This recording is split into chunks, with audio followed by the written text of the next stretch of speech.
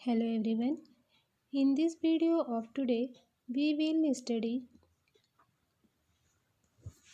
our history chapter India after independence means स्वतंत्रता के बाद, and in this chapter we studied previous video topic about a new and divided nation. Now today in this video we will proceed this chapter with next topic, and topic is A constitution is written means नए संविधान की रचना. So let's start this video with this topic. Between December 1946 and November 1946, 300 Indians had a series of meetings and decided on the formation of the Indian Constitution on 26 January 1950. दिसंबर 1946 से नवंबर 1949 के बीच तकरीबन 300 भारतीयों ने देश के राजनीतिक भविष्य के बारे में लंबा विचार विमर्श किया। हालांकि इस संविधान सभा की बैठक जो थी नई दिल्ली में आयोजित की गई थी, बट इसके पूरे जो मेंबर्स थे, सारे मेंबर्स पूरे देश में फैले हुए थे और वे बहुत सारी पॉलिटिकल पार्टी की मेंबर्स थे और इन्हीं डिस्कशन के फलस्वरूप भारत का कॉन्स्टिट्यूशन लिखा गया, जिसे 26 जनवरी 1950 को लागू किया गया। The features of Indian constitution, जो फीचर्स थे इंडियन कॉन्स्टिट्यूशन के वो इस प्रकार थे। The adoption of universal adult franchises guaranteed equality before the law to all citizens regardless of their caste or religious affiliation. हमारे संविधान की यह खासियत थी, फीचर्स थी कि उसमें सार्वभौम वयस्क मताधिकार, जिसे यूनिवर्सल एडल्ट फ्रेंचाइज कहा जाता है। जिस universal adult franchise means the right to vote, means सभी वयस्क नागरिकों को मत देने का अधिकार का प्रावधान रखा गया था। और इसका मतलब यह था कि 21 साल से ज़्यादा उम्र के सभी भारतीयों को प्रांतीय और राष्ट्रीय चुनाव में वोट देने का अधिकार था। यह एक क्रांतिकारी कदम था। इससे पहले कभी भी भारतीयों को खुद अपने नेता चुनने का अधिकार नहीं मिला था।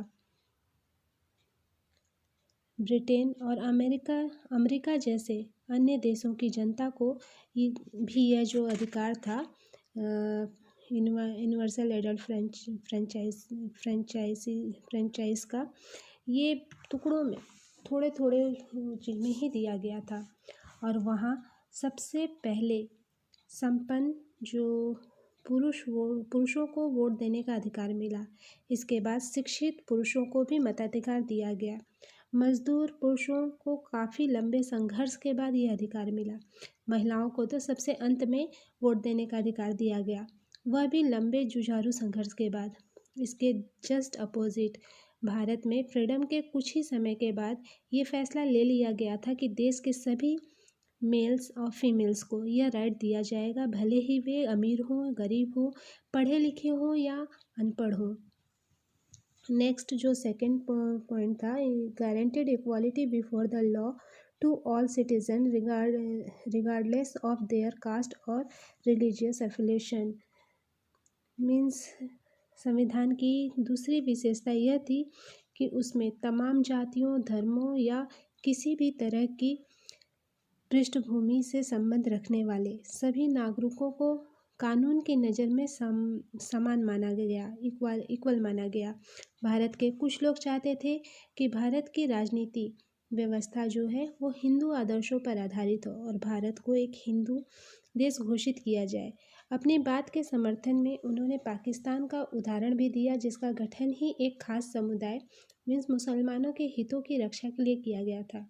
बट भारत के प्रधानमंत्री जवाहरलाल नेहरू ने स्पष्ट रूप से कहा था उनका मत था कि भारत हिंदू पाकिस्तान नहीं बन सकता और न ही बनना चाहिए।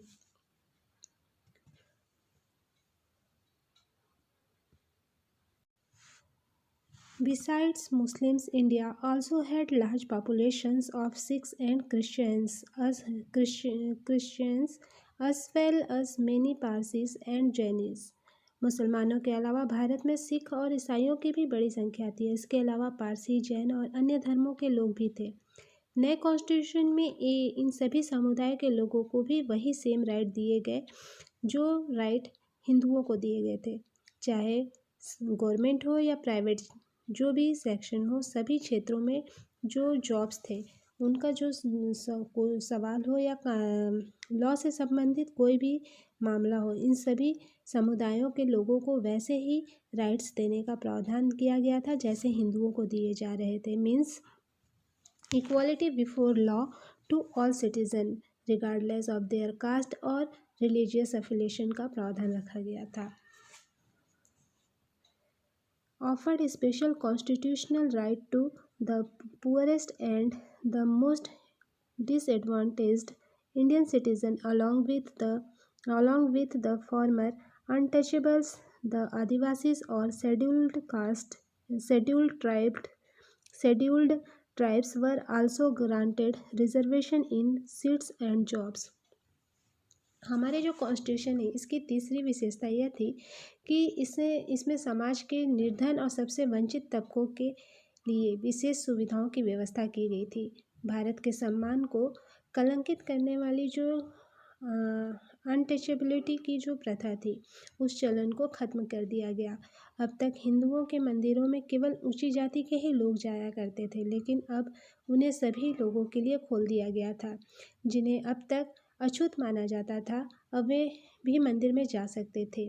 एक लंबी बहस के बाद कॉन्स्टिट्यूशन असेंबली ने यह तय किया कि विधायिका की कुछ सीटें और सरकारी नौकरियों में कुछ हिस्सा निचली जाति के सदस्यों के लिए आरक्षित किया जाए।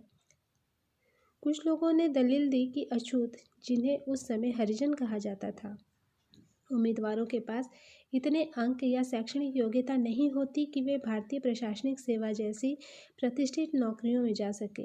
बट जैसा कि कॉन्स्टिट्यूशन असेंबली के सदस्य H.J. खांडेकर ने कहा था कि हरिजनों की अक्षमता के लिए ऊंची जातियां जिम्मेदार हैं। अपने सुविधा संपन्न सहकर्मियों को संबोधित करते हुए खांडेकर ने कहा था, हमें हजारों साल तक दबाकर रखा गया है। आप लोगों ने हमें अपनी सेवा में लगाए रखा है और हमें इस कदर दबाया है कि अब न केवल हमारे मस्तिष्क और शरीर बल्कि हमारा हृदय भी काम नहीं करता और न ही हम आगे बढ़ पाने में सक्षम है।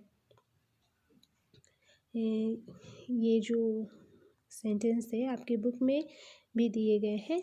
We were suppressed for thousands of years, you engaged us in your service to serve your own ends and suppressed us to such an extent that neither our minds nor our bodies and nor even our hearts work, nor are we able to march forward. This sentence is speak by H.J. Khandekar, जो कि constitution assembly के एक member थे। भूतपूर्व अछूतों के साथ साथ जो आदिवासी या अनुसूचित जनजातियों को भी विधायिका और नौकरियों में आरक्षण दिया गया। अनुसूचित जातियों की तरह इन भारतीयों को भी वंचित रखा गया था और उनके साथ भेदभाव किया गया था। आदिवासी आधुनिक स्वास्थ्य सुविधाओं और शिक्षा से भी वंचित थे। उनकी ज़मीन और जंगलों पर समुदाय से बाहर के ताकतवर लोगों का कब्जा होता जा रहा था। संविधान से उन्हें जो नए अधिकार मिले उनका उद्देश्य इस स्थिति में सुधार लाने का था। The Constitution Assembly spent many days discussing the powers of the central government versus those of the state governments. Constituent assembly संविधान सभा के जो भी मेंबर्स थे उन्होंने केंद्र और राज्य सरकारों की शक्तियों और अधिकार के बंटवारे पर काफ़ी लंबी बहस हुई, काफ़ी लंबी चर्चा हुई। कुछ लोगों का मानना था कि केंद्र के हित सबसे महत्वपूर्ण होने चाहिए। उनका कहना था कि यदि केंद्र मजबूत होगा तभी वह पूरे देश की उन्नति के लिए सोचने और योजना बनाने में सक्षम होंगे। कई अन्य सदस्यों का मानना था कि राज्यों को ज़्यादा स्वायत्तता और आज़ादी मिलनी चाहिए। मैसूर के एक सदस्य का कहना था कि मौजूदा जो भी व्यवस्था है उसमें लोकतंत्र दिल्ली में केंद्रित है और इसलिए बाकी देश में वह इसी भावना और अर्थ में साकार नहीं हो रहा है। मद्रास के एक सदस्य का आग्रह था कि राज्य स्तर पर लोगों की कुशलक्षेम का प्रारंभिक भार प्रांतीय सरकार के ऊपर ही होना चाहिए। The Constitution sought to balance claims by providing three lists of subjects: Union list, subjects such as taxes, defense, and foreign affairs; center state list, subjects such as education and health; states con- concurrent list, subjects such as forests and agriculture; the center and the states। जो भी मतभेद थे इनको दूर करने के लिए संविधान के विभिन्न विषयों को 3 सूची में बांट दिया गया। फर्स्ट था यूनियन लिस्ट मीन्स केंद्रीय सूची, सेकंड थी स्टेट लिस्ट मीन्स राज्य सूची और थर्ड कॉन्करेंट लिस्ट मीन्स समवर्ती सूची। केंद्रीय सूची जो थी यूनियन लिस्ट, इसका जो विषय था वो उसमें टैक्स को रखा गया था और डिफेंस और विदेशी मामलों को रखा गया था, फॉरेन अफेयर्स को, जो कि केंद्र के अंतर्गत आते हैं। ये ऐसे विषय थे जो केवल केंद्र सरकार के ही अधीन थे।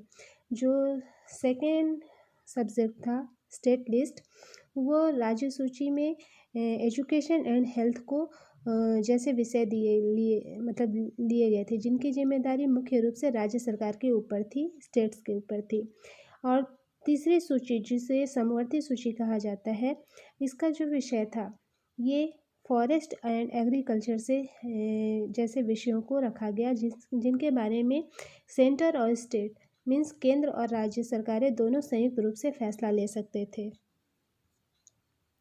Another major debate in the Constituent Assembly concerned language, which ended with Hindi would be the official language of India. English would be used in the courts, the services, and communications between one state and another. संविधान सभा में जो language है इस question पर भी काफ़ी तीखी बहस हुई। बहुत सारे लोगों का मानना था कि अंग्रेज़ों के साथ अंग्रेजी भाषा को भी विदा कर दिया जाना चाहिए। उनका कहना था कि अंग्रेजी की जगह हिंदी को अपनाया जाना चाहिए, बट जो लोग हिंदी नहीं बोलते थे उनकी राय अलग थी।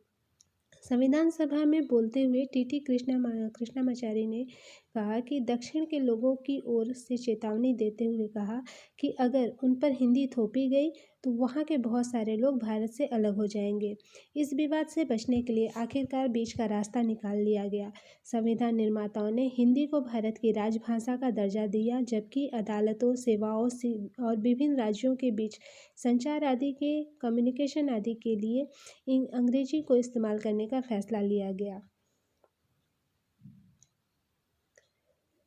Doctor B.R. Ambedkar was the chairman of the drafting committee, and under his guidance the document was finalized।